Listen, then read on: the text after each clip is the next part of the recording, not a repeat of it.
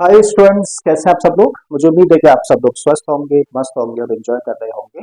तो स्टूडेंट्स, आज के इस वीडियो लेक्चर में जो क्वेश्चन आप लोगों के लिए लेके आया हूँ कंपेयरिंग क्वांटिटीज का एक छोटा सा लेकिन बहुत ही बेहतरीन क्वेश्चन है। तो इसको चलो बड़े प्यार से समझने का काम करते हैं। सबसे पहले तो बेटा देख लेते हैं कि क्वेश्चन में क्या दिया है और फाइनली हम लोगों को करना क्या है। तो आते हैं क्वेश्चन पर। क्वेश्चन में हम लोगों को दिया है a trader marks his goods at 40% above the CP and allows a discount of 25% then find his gain percent. तो क्वेश्चन में बोला है कि एक ट्रेडर है। अब वो ट्रेडर जिस भी रेट में कोई आइटम खरीदेगा वो उसके लिए क्या होगी भाई, सीपी होगी। अब उस सीपी को बेटा वो 40% इंक्रीज करता है और 40% इंक्रीज करने के बाद में जो अमाउंट बनता है उसको एज एन एमपी बना के बेचता है। अब एमपी पर वो 25% का डिस्काउंट कस्टमर को दे देता है। तो बताइए इस होल प्रोसेस में उसको कितने परसेंट का प्रॉफिट होता है। ठीक है, तो आई थिंक क्वेश्चन समझ आ गया है। अगर समझ आ गया तो बेटा इसको करना शुरू करते हैं। अब देखो, कभी भी जब इस तरीके का क्वेश्चन होता है जहां पे कि हम लोगों को सीपी दी जाती है और उस सीपी को बेटा इंक्रीज कर दिया जाता है कुछ परसेंटेज का, फिर उसके बाद डिस्काउंट दिया जाता है, तो ऐसे क्वेश्चंस को कैसे टैकल करते हैं और ऐसे क्वेश्चंस की कैसे कॉन्सेप्चुअल क्लैरिटी लेके आए वो चीज हम लोग सीखने जा रहे हैं। भाई ऐसे क्वेश्चंस को टैकल करना है ना, तो इस चीज को ऐसे समझो। देखो यहाँ पे हम लोगों ने 3 ब्लॉक्स बनाए। यहाँ सबसे ऊपर क्या है, एमपी, बीच में रखो जी एसपी और यहाँ पे रखो सीपी।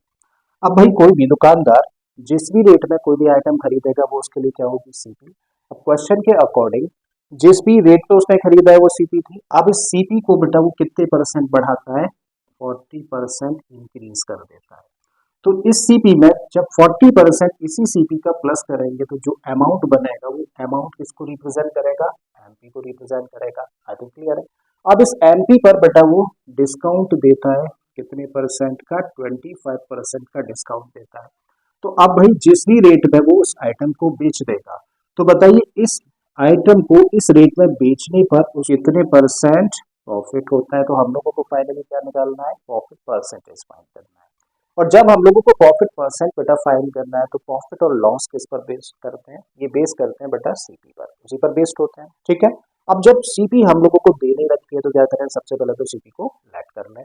तो भाई हम लोगों ने यहाँ पर लेट किया, let the CP of an article. एक आर्टिकल को लेके चल रहा है। Let the CP of an article is x rupees. मान लिया कि एक आर्टिकल की सीपी कितनी है, एक्स रुपीज। अब इस सीपी को बेटा 40% बढ़ाया जाता है। तो बढ़ाया जाता है तो इसका मतलब इसको बोलेंगे इंक्रीज परसेंटेज।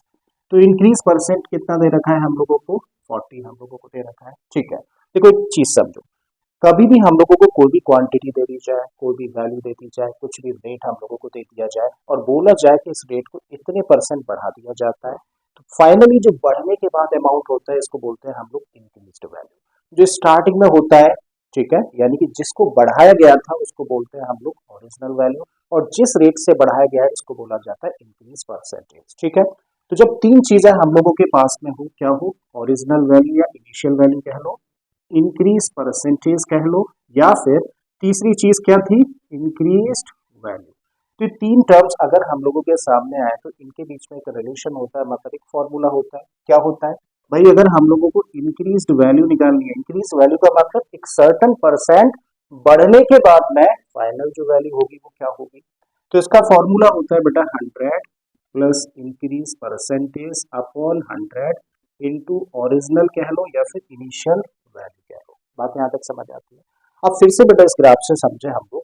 तो भाई सीपी को 40% इंक्रीज किया जाता है तो क्या मिलता है हम लोगों को, एमपी मिलता है। यानी कि यही क्या है बेटा, इंक्रीज्ड वैल्यू है। तो चाहे तो इंक्रीज्ड वैल्यू की जगह पर हम लोग क्या रख सकते हैं, यहाँ इस फॉर्मूले में एमपी रखा जा सकता है। बात समझ आ रही है, क्योंकि वही फॉर्मूला हम लोग यूज कर रहे हैं। तो हम लोग यहाँ पे क्या फाइंड कर सकते हैं, एमपी। कैसे निकालोगे, फॉर्मूला बेटा यही रखोगे। ठीक है, 100 plus increase percentage upon 100 into initial value कह लो या फिर ओरिजिनल वैल्यू कह लो।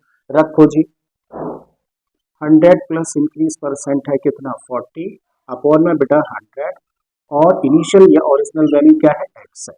अब देखो दोनों को प्लस करोगे तो क्या बन गया, 140 अपॉन में 100 एक्स। 0 से 0 काटो, 2 से काटा 7 टाइम्स, 2 से 5, तो क्या मिला हम लोगों को, 7 अपॉन 5 एक्स।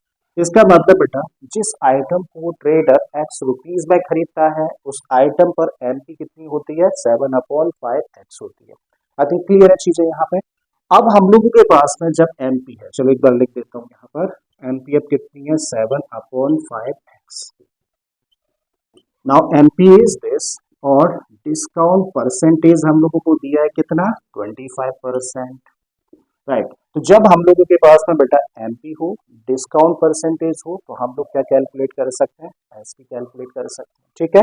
सो देयरफॉर जरा बताओ एसपी निकालने का फॉर्मूला क्या होता है जब एमपी दी जाती है और डिस्काउंट परसेंटेज दिया जाता है, तब उस केस में बेटा एसपी का फॉर्मूला होता है 100 minus discount percentage upon 100 into MP. Simply क्या करना है, वैल्यूज को रख देना है, रखो जी। तो 100 डिस्काउंट परसेंटेज है 25 अपॉन 100 और एमपी बेटा कितनी है, एमपी है 7/5x। आई थिंक कोई डाउट है यहाँ तक। 100 में से 25 को माइनस करेंगे तो मिलेगा 75 अपॉन में 100 इंटू 7/5x। अच्छा 25 से कटा 3 टाइम्स, 25 से 4 टाइम्स, क्या कुछ और कैंसिल आउट होता है, तो आप कहेंगे नहीं होता, ठीक है। तो बेटा सिंप्लीफाई करो, 3 और 7 का मल्टीप्लाई किया तो 21 अपॉन में आ गया 4 5 जा 20x, ठीक है। तो भाई ये हम लोगों ने क्या कैलकुलेट कर ली, एसपी। हम लोगों के पास सीपी ऑलरेडी था, क्या है, एक्स है। तो जब हम लोग बेटा एसपी और सीपी को कंपेयर करें तो यहाँ पे एसपी है 21/20x और ये है एक्स।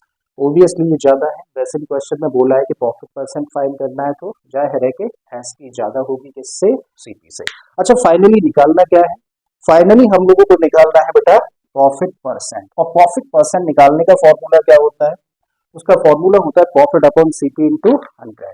मतलब अगर प्रॉफिट परसेंटेज चाहिए तो बेटा पहले हम लोगों को क्या निकालना होगा, प्रॉफिट कैलकुलेट करना होगा। और प्रॉफिट कैसे निकालते हैं, now profit equal to, profit निकाला जाता है बेटा एसपी में से सीपी को माइनस करके। तो करो, एसपी है 21/20x और इसमें से सीपी यानी कि एक्स को माइनस कर दो। अब कभी भी एक फ्रैक्शन और एक नंबर को सिंप्लीफाई करते हैं तो करने का तरीका क्या होता है, भैया फ्रैक्शन का जो डिनोमिनेटर है उसका मल्टीप्लाई करो नंबर के साथ में। तो 21x तो ऐसे ही रखो, ठीक है। और इस 20 का मल्टीप्लाई x में करोगे तो बन जाएगा 20x और अपॉन में क्या रहेगा, यही डिनोमिनेटर यानी कि 20। तो 21x माइनस 20 का मतलब x अपॉन 20। तो ये बेटा क्या निकाल दिया हम लोगों ने, प्रॉफिट फाइंड कर दिया, ठीक है। अब जब प्रॉफिट है हम लोगों के पास में तो हम लोग प्रॉफिट परसेंट निकाल सकते हैं। तो therefore profit percent equal to profit upon CP into 100। रखो जी फॉर्मूले में वैल्यू। तो बेटा ये है x अपॉन 20, सीपी कितनी है x है और इंटू 100, क्लियर है। अब देखो इसको क्या लिख सकते हो, इसको लिख सकते हो x अपॉन 20, देखो ये 20 नीचे आ जाएगा, इंटू में x और इंटू में यहाँ पे 100 है, ये कट गया, 0 से 0 कटा, 2 से बेटा कटा 5 टाइम्स। तो इसका मतलब कितने परसेंट प्रॉफिट, ये है प्रॉफिट परसेंट। तो कितने परसेंट प्रॉफिट, 5% प्रॉफिट होता है इस पूरी की पूरी ट्रांजेक्शन में। तो मुझे उम्मीद है स्टूडेंट्स के आप लोगों के क्वेश्चन अच्छे से समझ आते होगा। अगर ऐसा है तो प्लीज वीडियो को लाइक कर दें, चैनल को सब्सक्राइब कर लें अगर आपने इसको अभी तक सब्सक्राइब नहीं किया है तो, और हो सके तो इस वीडियो लेक्चर को अपने दोस्तों के साथ में शेयर भी कर दें। और बाकी क्वेश्चंस के लिए चले जाइए प्लेलिस्ट में, ऑलरेडी इस तरीके की क्वेश्चन से प्लेलिस्ट भरी हुई है, ठीक है। तो चलिए फिर से आता हूँ एक नए इसी तरीके के कॉन्सेप्ट और क्वेश्चन के साथ में। Till then keep learning and thank you for watching this video.